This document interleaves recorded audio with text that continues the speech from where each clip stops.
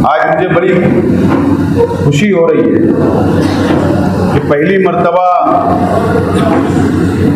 अब्दुल्ला नगर ए, अब्दुल्ला नगर B की ऐसी कामयाब मीटिंग मुझे नजर आ रही है।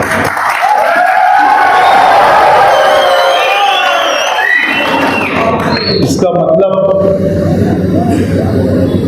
कि आप लोगों अब्दुल्ला नगर ए और अब्दुल्ला नगर बी की आवाम बहुत बेदार हो गई है। मुझको याद है कारपोरेशन के चुनाव में जब भी हमने देखा या कोई उम्मीदवार भी खड़ा किया तो हमेशा हम लोगों को 100-150 वोट मिलती थी एक पेटी पर। असलम अंसारी साहब ने बहुत अच्छी बात कही कि हमको ऐसा लगता था कि अब्दुल्ला नगर है, अब्दुल्ला नगर बी में मसाइल ही नहीं है, इसलिए हमारे पास कोई शिकायत लेकर नहीं आता। इसका मतलब यही होता। लेकिन आज आप लोगों ने तमाम ही हमारी बातों को गलत साबित कर दिया।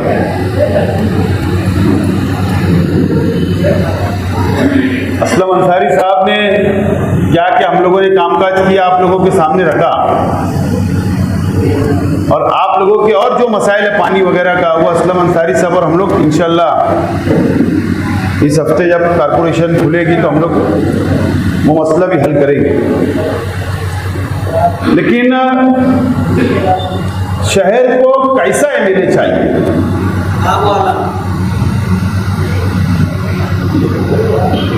काम वाला चाहिए, नाकाम चाहिए, कैसा एमएलए चाहिए? ये शहर की आवाम को फैसला करना है।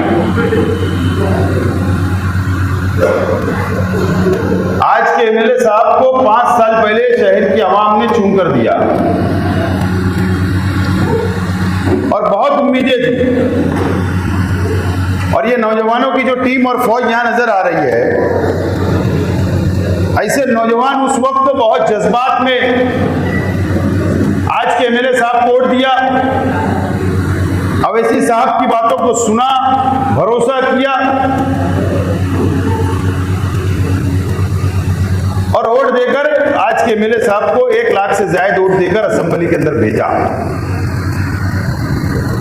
उसके बाद आप अपने काम में मसरूफ हो गए, शहर अपने काम में लग गया। मैंने एक जगह नयापुरे के अंदर ये बात कही, आप लोग भी इत्मीनान से सुने। ये एमएलए साहब ये आखिरी के 1 साल नाकाम हुए ऐसा नहीं है। खास तौर पर नौजवान ये बात को सुने, समझे। जिस दिन से एमएलए साहब चुनकर आए, इलेक्शन जीतने के बाद 1 या 2 दिन वो शहर में थे, और उसके बाद जब वो मुंबई गए तो उसी दिन से ये शहर का सौदा उन्होंने कर लिया था। आपकी लाखों वोटों का सौदा आज के एमएलए साहब ने कर लिया था। और अगर कांग्रेस, राष्ट्रवादी कांग्रेस, शिवसेना अगर इन लोगों के साथ में जाते तो कम से कम हम ये समझते थे कि आप सेकुलर पार्टी के अंदर आप जाकर बैठ रहे हो या उनसे बात कर रहे हो। जो आज के वजीर आला है, आज के मुख्यमंत्री है, मैंने कहा था उस दिन के चांदोड़ का एक शख्स है, उसका नाम सागर है, वो एजेंट है, एजेंट। वो बीच में था, दलाली की उसने, इनको गाड़ी में ले जाए गए। आज के मुख्यमंत्री के साथ सौदा हुआ, 6 दिन वर्ली के एक गेस्ट हाउस में इनको रखा गया, और आखिरी का 1 दिन इनको थाने की एक होटल के अंदर रखा गया, और उसी दिन आप लोगों का इस शहर की आवाम का सौदा हो गया करोड़ों रुपये में। और वहां से लेकर आज तक ये 5 साल के अंदर कभी भी कांग्रेस, राष्ट्रवादी कांग्रेस सेकुलर पार्टियों के साथ आज के एमएलए साहब नहीं रहे, ना कभी उन्होंने उसका साथ दिया। हमेशा इन्होंने 5 साल शिवसेना और भारतीय जनता पार्टी को वोट दी और उनकी मदद करने का काम किया। 5 साल नौजवानों के जज्बात भूल गए, मां बहनों की दुआएं भूल गए, मां बहनों की एनआरसी के लिए जो रास्तों पर निकली वो भूल गए। हिंदुस्तान के हर वो मां बहनें जो घर में रहा करती थी, पर्दे में रहा करती थी, ये बीजेपी की हुकूमत ने उनको रास्ते पे लाया। लाखों लोग रास्ते के ऊपर जुलूस निकालकर एहतजाज कर रहे थे बीजेपी के खिलाफ, नरेंद्र मोदी के खिलाफ, अमित शाह के खिलाफ। और उसी पार्टी के पास जाकर ये बिकने का काम इन्होंने किया। हमारा सौदा किया, हमारी मां बहनों का सौदा किया, नौजवानों का सौदा किया, बुजुर्गों का सौदा किया। ये मस्जिद और मीनारों के शहर का इन्होंने जाकर सौदा कर लिया।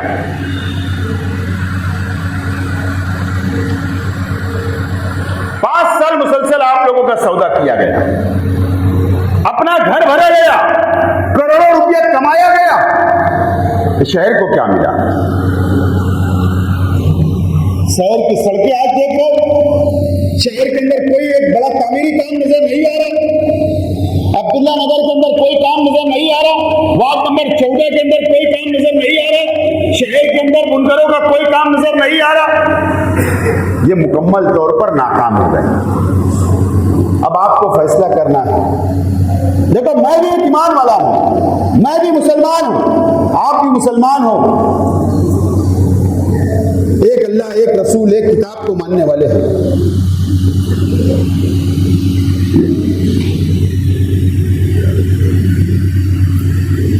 लेकिन ये शहर के अंदर सियासत बहुत निचली दर्जे की होने लगी है, बहुत खराब सियासत होने लगी है।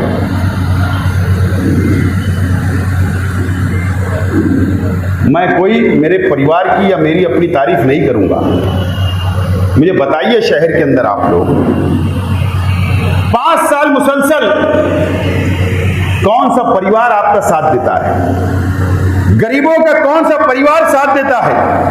आपके मसाइल कौन हल करता है? आपके सुख और दुख में कौन शामिल होता है? मजदूरों के कौन काम करता है? बुनकरों का कौन काम करता है? शहर के अंदर लोगों की तकलीफ को कौन दूर करता है? ये आप लोग खुद सोचिए और समझिए। हर वक्त हम आप लोगों की खिदमत में हाजिर रहते हैं। आपको फैसला करना है कैसा एमएलए शहर को चाहिए। मेरा 5 साल आपने देखा, हजरत का 5 साल आपने देख रहे, और जाति मुफाद इस इलेक्शन के अंदर हावी रहने वाला है। जाति मुफाद।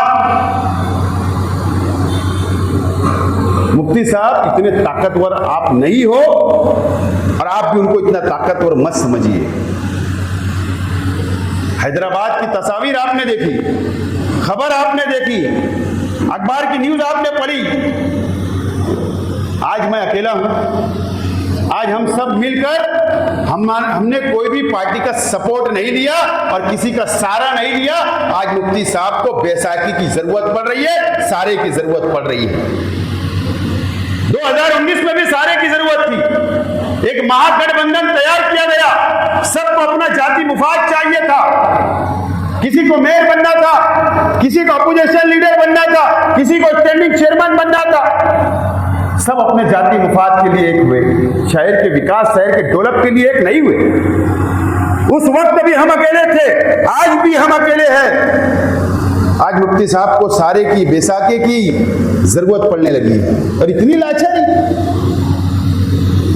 बताया आपको क्या हुआ? हैदराबाद के अंदर अवैसी साहब अंदर बंद कमरे में थे, इस्लामाबाद का पूरा परिवार उनके साथ मीटिंग कर रहा था, और मुफ्ती इस्माइल साहब बाहर 1 घंटा इंतजार कर रहे थे। 1 घंटा। इतनी बेइज्जती हो गई।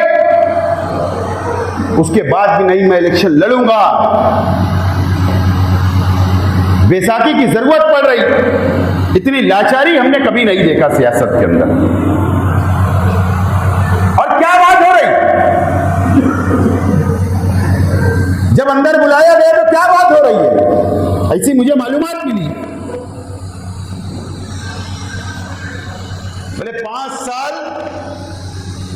देखो है सौदा क्या किस बात कर रहा है, ये बात नहीं हो रही कि शहर में इन्होंने कुछ नहीं किया, शहर में रोड नहीं बनाए, गटर नहीं बनाए, नाकाम हुए, इस पे बहस नहीं हो रही। बहस इस बात पर हो रही है कि एमएलए फंड का काम जो ठेकेदारी थी, जो इन्होंने हमको दी थी, उसका 13% हमसे इन्होंने लिया, पहले वो पैसा इन्होंने मुझे वापस करना चाहिए हमको, ऐसा सौदा हो रहा है। 5 साल बोले हमसे इन्होंने कमीशन लिया, कमीशन, इसके ऊपर बहस हो रही है। सौदा हो रहा है कि एमएलए मुफ्ती साहब रहेंगे, मेयर हम रहेंगे 2.5 साल, स्टैंडिंग चेयरमैन हम रहेंगे 2.5 साल, टिकट आधे हम बांटेंगे, ठेकेदारी हम करेंगे, और आखिरी के 2.5 साल अब्दुल्ला रहेगा, 2.5 साल वो ठेकेदारी करेंगे, 2.5 साल वो चेयरमैन रहेंगे। ये सौदा किया गया वहां पर। तुम्हारे लिए बात नहीं की गई, शहर के लिए बात नहीं की गई कि शहर में कौन सा विकास, कौन सा डेवलप करेंगे, कौन से तामीरी काम करेंगे, ये बात नहीं हुई। बात अपने जाति मुफाद की हुई, जाति मुफाद हासिल करने की, ये आपको समझना है। मुझे बताओ आप लोग, 2007 में तीसरे महाज की बुनियाद रखी गई तो क्या क्या वादे किए गए? बैतुल माल की हिफाजत का क्या वादे किए गए? इस्लामी तर्ज पर कारपोरेशन के निजाम चलाएंगे, क्या वादे किए गए? आलिमों को टिकट दिया जाएगा कारपोरेशन का, क्या वादे किए गए? इंजीनियरों को टिकट दिया जाएगा, टीचरों को दिया जाएगा, पढ़े लिखे नौजवानों को आगे लाया जाएगा। मुझे बताओ आप लोग, एक आलिम को टिकट दिया क्या? एक इंजीनियर को टिकट दिए क्या? टीचरों को टिकट दिए क्या? नौजवानों को, पढ़े लिखे को टिकट दिए क्या? नौजवानों को नौकरी दिए क्या? सिर्फ धोखा मिला, इस शहर को धोखा मिला। आपने मेरा 5 साल देखा, इनका साल देखा, मुझे तो कल बहुत ताज्जुब हुआ, बहुत ताज्जुब हुआ। अनीस अजहर साहब वो बोल नहीं पाए। हम इस देश के अंदर रहते किसी के धर्म के खिलाफ हम नहीं है, किसी के जात के खिलाफ नहीं है, किसी के धर्म के महापुरुषों के खिलाफ हम नहीं है। चाहे शिवाजी महाराज हो, डॉक्टर अंबेडकर साहब हो, महात्मा ज्योतिबा फुले हो, हम इनके खिलाफ नहीं है।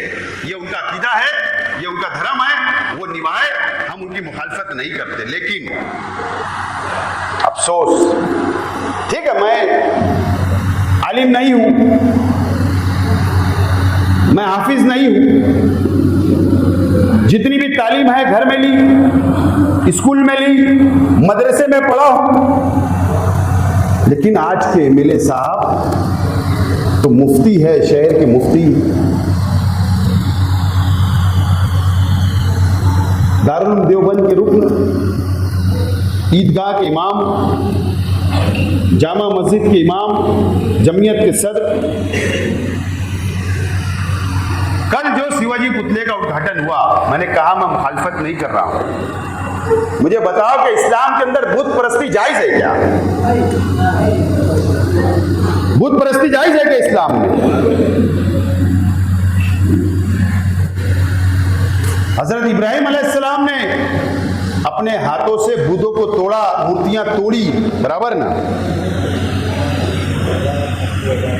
और एक आज कल की जो घटना हुई, ये फीत काट रहे, फीत। क्या मैसेज देना चाहते तुम?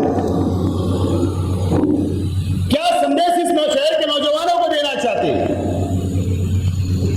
ये मस्जिद और मीनारे शहर को क्या समझ के आपने रखा है?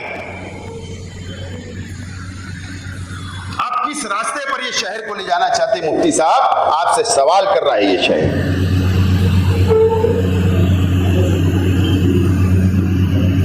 ठीक है, एक जमहूरी मुल्क में रहते अलग बात है, लेकिन उसकी कुछ मर्यादा होती है।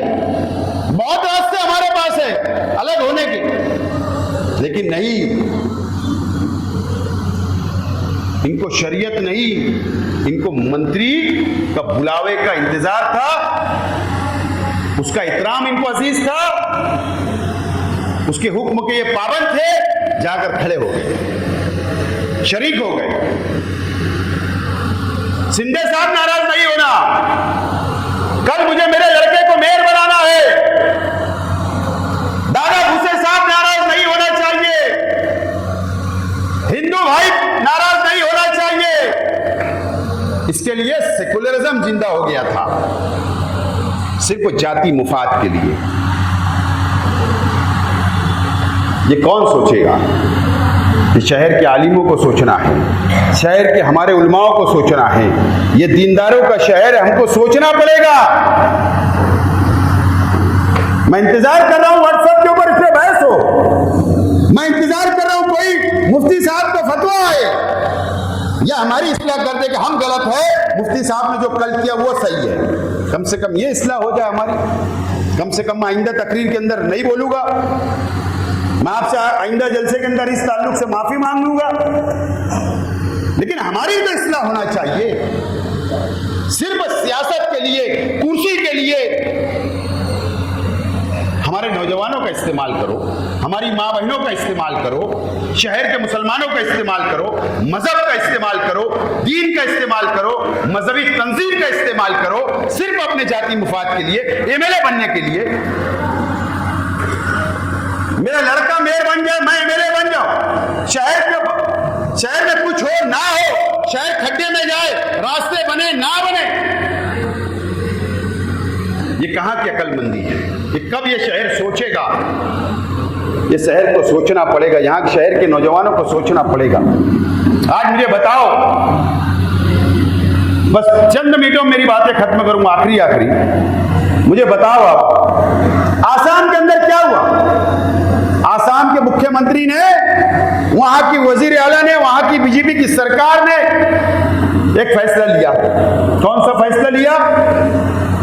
निकाह अब नहीं होगा, शरीयत के मुताबिक निकाह नहीं होगा, जो सरकार बोलेगी वैसा हमको शादी करना पड़ेगी। इस तरीके का कानून वहां बना। मुल्कों की कई सेकुलर पार्टियां, कई दीनी तंजीमों का एहतजाज हुआ, उन्होंने सुप्रीम कोर्ट के अंदर, हाई कोर्ट के अंदर लेटर लिखा कि यह मुख्यमंत्री को हटना चाहिए। देखो, कानून साज अदारा मतलब असेंबली होती है। मैं आज आपको समझाना चाहता हूं, कानून साज अदारा असेंबली होती है जहां पर रियासत के कानून बनते हैं। पार्लियामेंट है जो हिंदुस्तान का कानून बनता है, और वो जो कानून बन जाता है उसके मुताबिक सरकारें चलती है, उसके मुताबिक कोर्ट चलती है, उसके मुताबिक पुलिस चलती है, उसके मुताबिक केसेस होते हैं, उसके हिसाब से फैसले होते हैं। ये असेंबली का इलेक्शन मामूली इलेक्शन नहीं है, ये तुम्हारा हमारा इलेक्शन नहीं है, ये कुर्सी का इलेक्शन नहीं है। आपको असेंबली के अंदर कैसा नुमाइंदा चाहिए, तो आपको समझना है कि असेंबली के अंदर उसको, अगर मुसलमानों के खिलाफ काले कानून बन रहे तो वहां पर वो डट के मुकाबला करे, उसकी मुखालफत करे, ऐसा नुमाइंदा आपको चाहिए। कल वहां की सरकार ने कानून बना ली, कल इलेक्शन के बाद अगर बीजेपी की सरकार बनी, यहां कानून बनेगा तो कौन एहतजाज करेगा, कौन बोलेगा? अगर कल यहां एनआरसी लगा दिए तो कल कौन खड़े रहकर वहां मुकाबला करेगा, कौन बोलेगा? अगर कल यहां काले कानून बनाए गए मुसलमानों के खिलाफ तो कौन बोलेगा? कैसा नुमाइंदा आपको चाहिए? आपने 2014 से 19 तक मेरा पूरी कारकर्दगी आपने देखी, चाहे जमीयत का मामला हो, मॉब लिंचिंग का मामला हो, मुस्लिम रिजर्वेशन का मामला हो, सरकार का जो जो काले कानून आए सब तरीके से आवाज उठाने का काम किया। आजान पे पाबंदी की बात हो, वहां पर असेंबली में आवाज उठाने का काम किया। आज मैं आजाद उम्मीदवार की हैसियत से आपसे वोट मांग रहा हूं, ऐलान किया हूं। क्यों? वजह है मैं साफ तौर पर बोलना चाहता हूं। कल मैं मुंबई में था, कल एक नेता के साथ मैं 4 घंटा बैठा, मुसलमान नेता, 4 घंटा बैठा। उस नेता का ये ओपिनियन था, वो नेता ये बोल रहा था, मेरे ही तरह वो कांग्रेस में थे। क्या बोले? बोले बीजेपी खुला दुश्मन है मुसलमानों की और कांग्रेस छुपी दुश्मन है। इसके लिए बोले मैंने भी कांग्रेस को छोड़ा। मैं इसलिए नहीं बोल रहा हूं कि मैंने कांग्रेस छोड़ा, मैं जिम्मेदारी से बोल रहा हूं। जिस वक्त मैं कांग्रेस पार्टी में एमएलए था, जब रिजर्वेशन का मसला आता था, रिजर्वेशन मुसलमानों को मिलना चाहिए बात आती थी, वहीं पर मराठा भाइयों को रिजर्वेशन मिलना वो भी मसला आता था, दोनों पे बहस होने वाली थी। हमारी पार्टी मीटिंग के अंदर एमएलए की जब मीटिंग होती है तो बड़े नेता हमको बोलते कि मुसलमानों की रिजर्वेशन की बात नहीं करना, मराठा समाज नाराज हो जाएगा। हमको रोका जाता था, ये मत बोलना, वो मत बोलना। आगे जलसा होगा तो बताऊंगा बहुत सारी बातें, लेकिन अगर मैंने आजाद उम्मीदवार की हैसियत से बात किया, मैं आजाद रहना चाहता हूं और इंशाअल्लाह आप मुझे अगर कामयाब करेंगे, आप मेहनत करो, जद्दोजहद करो, मुझे असेंबली में भेजो, मैं आजाद रहूंगा। तो असेंबली के अंदर मैं जोर से आवाज उठा सकता हूं, किसी का दबाव नहीं होगा। मुसलमानों के खिलाफ में कोई काले कानून बनेंगे तो लड़ सकता हूं, आवाज उठा सकता हूं, उनसे झगड़ सकता हूं और मुझ पे किसी का प्रेशर नहीं होगा, कोई दबाव नहीं होगा। मैं इसके लिए मैंने फैसला किया कि मैं आजाद लड़ूंगा। और मैं आप तमाम ही लोगों से एक बात कहना चाहता हूं, तुम ऐसा तारीखी फैसला लो मुझे असेंबली भेजने का, आपको फख्र होगा, आपको गर्व होगा। क्या फख्र होगा कि हमने जो नुमाइंदा भेजा वो मालेगांव की नहीं बल्कि महाराष्ट्र के मुसलमानों की नुमाइंदगी कर रहा है, ये फख्र आपको है। और कुदरती बात है असलम भाई, कुदरती बात है कि शेख रशीद साहब के इंतकाल के बाद अल्लाह ताला ने मेरे अंदर अल्लाह ताला ने डर और खौफ की चीजें निकाल दी है। कोई डर और खौफ नहीं है। कितना भी बड़ा लीडर हो, कितना भी बड़ा पुलिस ऑफिसर हो, कितना भी बड़ा डाकू गुंडा हो, मैं किसी से अब डरने वाला नहीं हूं और मेरा खौफ निकल चुका है। कुदरती बात है, किसी से डरना नहीं है। मैंने सोच लिया अल्लाह से डरना है, लड़ना है, एक दिन मरना है। मैंने पहले भी कई मीटिंगों के अंदर कहा, आपने शायद सुना होगा, क्या शेख रशीद साहब के पास क्या कमी थी? मुझे बताओ, हमारे परिवार के पास क्या कमी है? रुपया, पैसा, प्रॉपर्टी, जायदाद, सब कुछ अल्लाह ताला ने नवाजा, हर चीज से नवाजा, कोई कमी नहीं, अल्लाह का शुक्र है। लेकिन शेख रशीद साहब का इंतकाल हुआ, मुझे बताओ क्या लेकर गए? क्या लेकर गए? सब यहीं छोड़कर चले गए। जैसा आप भी जाएंगे मैं भी जाऊंगा, छोड़ के जाना। मेरे चाचा खलील दादा वो इंतकाल हुए, अचानक चले गए, क्या लेकर गए बताओ? सब कुछ यहीं छोड़कर गए, प्रॉपर्टी, जायदाद, करोड़ों की प्रॉपर्टी, सब कुछ छोड़कर चले, खाली हाथ चले। किससे डरना? एक दिन तो मरना है, एक दिन तो इस दुनिया को छोड़ के जाना है, सबको जाना है। इसीलिए एक बात का फैसला हमने किया है, मेरे पूरे खानदान ने, और मैं भी बोल रहा हूं, मैंने भी, कि डरना किसी से नहीं, अल्लाह से। और जितनी प्रॉपर्टी, जितनी जायदाद, जितना रुपया पैसा हमारे अपने पास आता है, अल्लाह का करम है, बात बोलने वाली नहीं है, लेकिन हमारे दर पर कोई आता तो खाली हाथ वापस नहीं जाता, अल्लाह का करम है। ये अल्लाह हमसे करवाते, अल्लाह ताला हमसे करवाते हैं, हम नहीं, हमारी तो कोई औकात नहीं है। गरीबों की मदद करना, हॉस्पिटलों के लिए कोई आता, शादी के लिए कोई आता, कोई भी उसकी परेशानी हो हमारे तक आता है, फूल की पंखड़ी हम लोग करते हैं। इसके लिए हमको पता है सब छोड़ के जाना है, तो लड़ना भी आप लोगों के लिए और जीना भी आप लोगों के लिए है। इसके लिए मैं अब्दुल्ला नगर ए, बी और तमाम ही लोगों से बहुत हाथ जोड़कर मेरी गुजारिश है, पिछले के तमाम ही नतीजे आपने भुला दो, 100 वोट 150 वोट भुला दो, एक साथ हो जाओ। आप भी, शहर के आवाम भी, एक मर्तबा एक होकर किसी के बहकाव में नहीं आते हुए गलत फहमियां लोग पैदा करते, गलत बातें हमारे ताल्लुक से बोली जाती, आपका जहन खराब किया जाता। आप जब तक हमारे करीब नहीं आएंगे तो कैसे हमको आप लोग समझेंगे? आप दूर से देखेंगे, जैसा लोग बोलते वैसा सुनते, वैसा आप लोग दूर रहते, आप लोगों के दिल में नफरत भरी जाती, आप लोग नफरत की निगाह से देखते, नजर से देखते। ये सब भूल जाओ, हम लोग ऐसे नहीं है। मुझे बताओ, ये मजमे के अंदर एक शख्स ने खड़े रह के बताना, ए भाई, ये मजमे में खड़े रह के एक शख्स ने बताना कि मेरे परिवार ने कोई गरीब पर जुल्म किया है, जुल्म किया, बता देना। कि तुम्हारे घरों पर कब्जा किया है, तुम्हारी जमीनों पर कब्जा किया है, तुम्हारे कारखानों पे कब्जा किया है, तुम्हारी साइजिंगों पे कब्जा किया है, बता देना। क्या तुम्हारे से हफ्ता वसूली की है, या आपसे हमने महीने का पैसा मांगा, या पार्टी चलाने के लिए पैसा मांगा, या चंदा मांगा पार्टी चलाने के लिए, या प्रोग्राम करने के लिए चंदा मांगा? बता देना। नहीं बता सकता कोई भी दोस्त, कोई नहीं बता सकता। हमने हमेशा उसी से लड़ा है जो गरीबों पर जुल्म करता, हम उससे लड़ते हैं। जो हमारे आंख पर आएगा उसको हम सर पर लेके पटकना जानते हैं।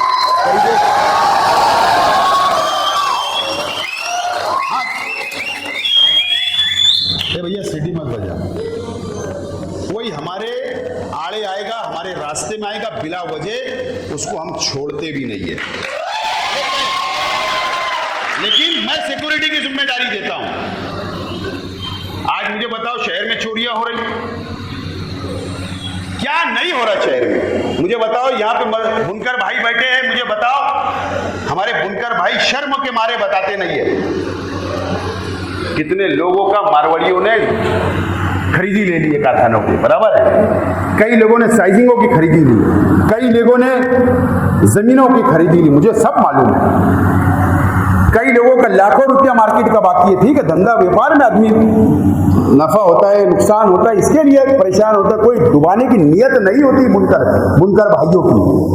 लेकिन अगर ये शहर में जुल्म हो रहा है तो क्यों हो रहा है, इसको भी आपको समझने की जरूरत है।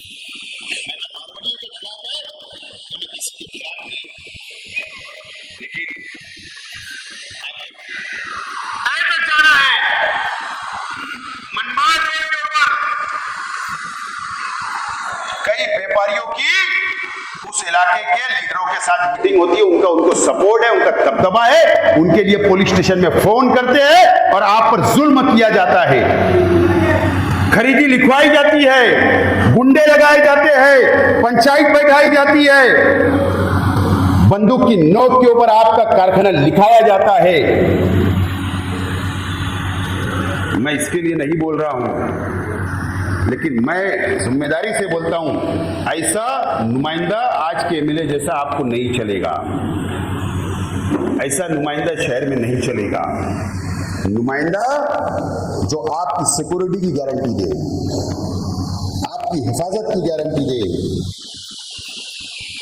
आपके ऊपर कोई मुसीबत आए तो खड़ा रहे मजबूती के साथ। आइए, मेरे दरवाजे खुले, आज भी बोलता हूं, आज कुछ नहीं। मैं क्या बोल रहा हूं, ना मैं व्यापारियों को लड़ा नहीं रहा हूं, ना मैं झगड़ा नहीं कर रहा हूं, ना मैं उनके खिलाफ नहीं हूं। बस सिर्फ मेरा ये बोलना है, धंधे में ऊंच नीच होती है, नफा नुकसान होता है, इसी को तो धंधा बोलते। लेकिन समझदारी से दोनों लोगों ने काम लेना चाहिए। ये नहीं कि कारखाना निकालो, साइजिंग निकालो, प्लाट निकालो, खेत निकालो, ऐसा नहीं। बस ये मैं चाहता हूं, इसके खिलाफ हो, लिखाने के कि लेकिन मैं बोलना चाहता हूं, आपकी सिक्योरिटी होना चाहिए। आइए, आज नहीं होना है मेले, आइए। कई लोग आते नहीं शर्म के मारे कि यार मेरी बात पहुंच जाएंगे, नहीं, आपकी बात भी राज में रखी जाएगी और आपका मसला भी हल किया जाएगा। और किसी की ताकत नहीं कि आपका कारखाना निकाले, आपकी साइजिंग निकाले। सिर्फ आइए मेरे, आपने मुझे नहीं समझा है। कानूनी हर लड़ाई जानता हूं, कानून की हर लड़ाई जानता हूं, कानून समझता है, हर कानून समझता है, मुकम्मल परफेक्ट इंसान हूं। गली से लेकर दिल्ली तक मेरे से काम ले लो, गली से लेकर मुंबई तक मुझसे काम ले लो, गली से लेकर हाईकोर्ट तक मुझसे काम ले लो, गली से लेकर मालेगांव कोर्ट तक मुझसे काम ले लो, गली से लेकर पुलिस स्टेशन तक काम ले लो, परफेक्ट हूं।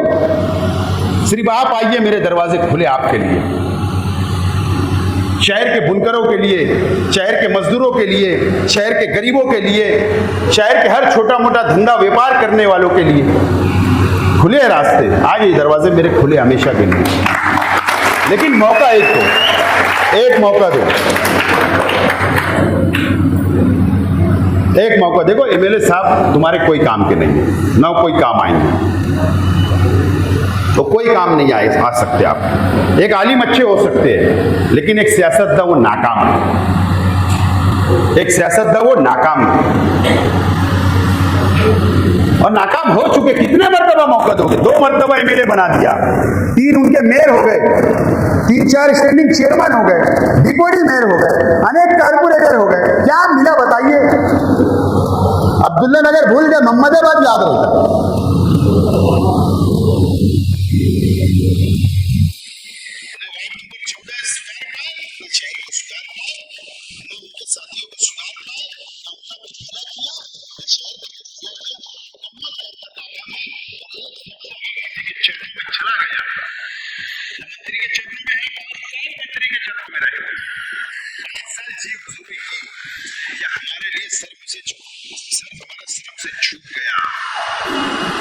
ऐसा राजकरण जूते की नोक पर शेख आसिफ रखता, और मेरे वालिद ने भी वैसे। जब तक इख्तिदार पे रहे, जब तक बराबरी का हिस्सा लड़के कारपोरेशन में भी हमने लिया, विकास डेवलप निधि फंड सब लिया। जिस दिन हमारे साथ अत्याचार हुआ है शहर के मुसलमानों के साथ, उस दिन से हमने पंगा लेने का काम किया, और आज तक शेख रशीद साहब पंगा लेते लेते चले गए, आज शेख आसिफ ले रहा है और लेता रहेगा। ये तमाम ही बातें आप लोगों को समझना है मेरे दोस्तों, और मुझे उम्मीद है कि आप तमाम ही लोग एक मर्तबा काया पलट दो काया। मैं आपके लिए, मेरे दरवाजे हमेशा के लिए खुले हैं, मेरा परिवार आपके लिए हमेशा तैयार है, हर लड़ाई लड़ने के लिए तैयार है। ये 12 नवंबर के लोग बैठे यहाँ, ये अब्दुल्ला नगर के लड़के नौजवान बंद थे 12 नवंबर में, पूछिए किसने छुड़ाया, पूछिए उनसे हमने पैसा मांगा क्या? मालेगांव में बेल रिजेक्ट हुई, जमानत रद्द हो गई, हाई कोर्ट के अंदर मैं गया इनके वास्ते, जाकर जमानत करवाया, इनसे पैसा नहीं मांगा, पूछ लो उनसे, और उल्टा मैंने मदद करने का काम किया। कई लोग ऐसे नौजवानों को मैंने छुड़ाने का काम किया, मेरा जाति पैसा लगाकर। कैसा नुमाइंदा चाहिए आपको, ये फैसला आप करो, लेकिन दूर से मत देखो मुझे, करीब आइए, करीब आकर जानो। अभी इलेक्शन को 2 महीना है, आकर करीब से जान के जाओ, समझ के जाओ, उसके बाद भले से फैसला करना।